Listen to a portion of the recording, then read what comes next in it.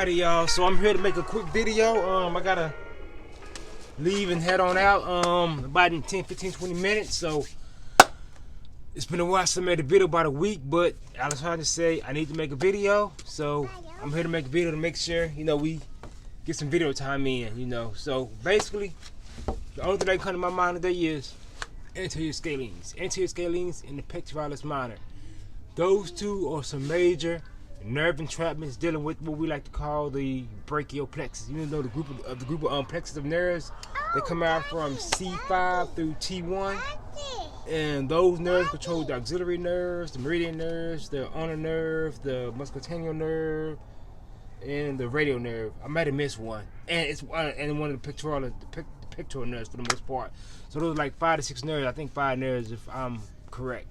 So like a lot of time, even the slightest amount of tension on the anterior scalene, like how you see people neck this like this, or the shoulders really round like that. The slightest amount of pressure on the anterior scalenes can inflict a great amount of pressure on those nerves, and a lot of times it can affect the pectoralis muscle, the pectoralis minor muscle, that puts pressure on the nerve also through a segment reflex, just because the body does a good job of protecting itself, and it will protect the nerves by any means necessary. Malcolm X.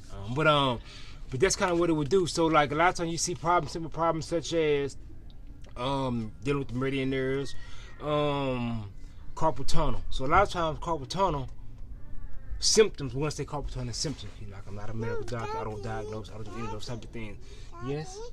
I'm Batman. You Batman? Yeah. Say bonjour? Bonjour. What does bonjour mean? Say hi? He's Batman. But so we dealing with, so like talking about the we just talking about carpal tunnel. So a lot of times when people got the carpal tunnel symptoms, or they was diagnosed through a medical field, through a doctor, through the physician with carpal tunnel, a lot of times from what I found and from what a lot of my mentors have taught me and things of that nature, that even just by taking the smallest amount of pressure off the anterior scalene can create massive results. I'm talking about you could be suffering from like over 10 to 15 to 20 years with just carpal tunnel symptoms or carpal tunnel syndrome, which you've been diagnosed with, and just by taking the simple amount of pressure off the anterior scalenes, which starts from C2 all the way down to C7, if I'm correct, or I'm not totally correct on that, but I'm thinking it's I think it's either C2 or C3, all the way down to the first rib. That's what it's sensitive to for the most part. But when you take pressure off that muscle and you release it, a lot of that tension, it's like it's opened up. That pectoralis minor, it opens up, it makes it easier to stress, and those shoulders that when they get rounded, it takes pressure off that, because those 5 nerves, they come through here, but they also come through here, they come through here, they come through here.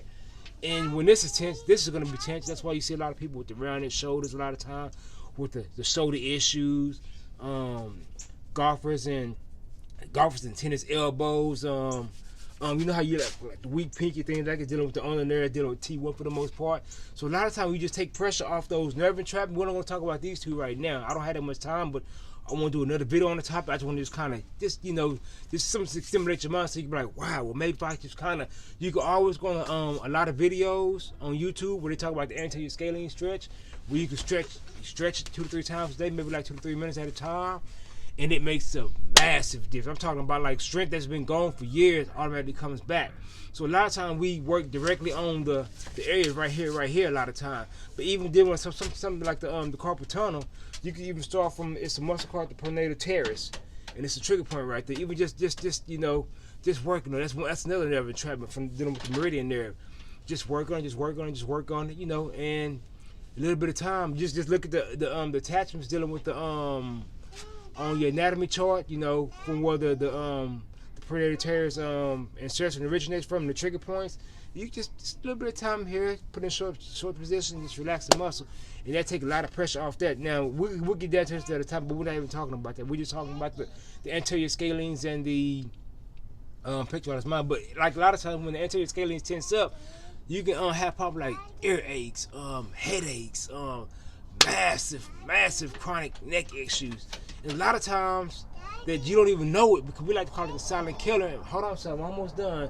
We like to call this to myself trying to rush me. So I'm trying to do a good job making short videos, because I know y'all don't want to see long video. So I need y'all to critique me well on how I spoke, because I'm a long-winded talker for the most part. So like a lot of times when the anterior scalenes just shrink up, it causes massive problems. You know, I'm talking about the whole body shift, But a lot of times you connect the anterior scalenes with the psoas muscle, but that's another topic. So yeah, so what we want to do is I'm going to do another video on stretching the anterior scalene. I just want to just put the anterior scalenes out to y'all, so you can just kind of think about the situation and you know how you can kind of slowly improve yourself. But yeah, even just like doing simple stretches 2 to 3 times a day for 1 to 3 minutes at a time, it'll make massive changes. Even just slowly releasing the tension on your pectoralis minor, because you got a lot of nerves that come through here also. So when you like take that tension off those nerves, it makes a massive tension. And like a lot of times when my wife had my rippling, you know, when she was breastfeeding, because she was always holding the baby, she was always locked up. And this is before I was like, I had, you know, gained information I gained on the topic. But she was always, I'm talking about, you know, women, I know you know about this, you know, because you hold your baby's like, you always hold the baby, your shoulders are always rounded. Your arm go numb. You go numb at nighttime, because a lot of times some women sleep with the babies. You know, a lot of times a lot of women are holding the babies, and your arm will numb, you're weak. But one thing, I would just relax. I was playing Madden one day. I said, Allison, just come down up under me, because I'm going to put my heels right here on the specific part of your body. I'm just going to hold it. And after about 5 minutes, we noticed something. I say, Alessandra, do you feel that blood? She's like, yes, it's a lot. She said, how do you know? I said, because I feel loads of heat. It's just flowing. And I understand, because I'm a massage therapist too, so I understand all this stuff. So I started just doing that, you know, 5 to 10, 15 minutes every single day. And after about 4 to 5 months, she wasn't having issues anymore. And so she got better and better. And because she used to, where she used to live, she used to do like a lot of building and stuff. And so her shoulders were always jacked up, her arms always jacked up, her wrists always jacked up. But over time, it got better and better and better. Now I have a complete protocol that I like to do. I like to literally address everything. But that right there is another stretch I'm going to show. And that stretch right there, it helps a lot with especially women who like to breastfeed a lot. And you'll be surprised what you can find out with a simple stretch just by taking pressure off that. But now I understand by taking pressure off this too, it makes a big difference. But I understand by working the thoracic part of the back, but that's a whole nother topic. But that stretch is going to be another stretch we're going to show you. I know I'm all over the topic. I'm getting better. It's been 7 minutes, so I'm going to try to cut this short. Critique me. I don't care if you talk that trash to me, because I don't mind that, because I want to always continue to get better. And I'm going to get better at making these videos. I'm going to learn to make them short, powerful, so they can help you. Anyway, I'm out, because I got 4 massages to do today, and I will see y'all later. That dopamine, I mean dope. That dopamine, I mean dope.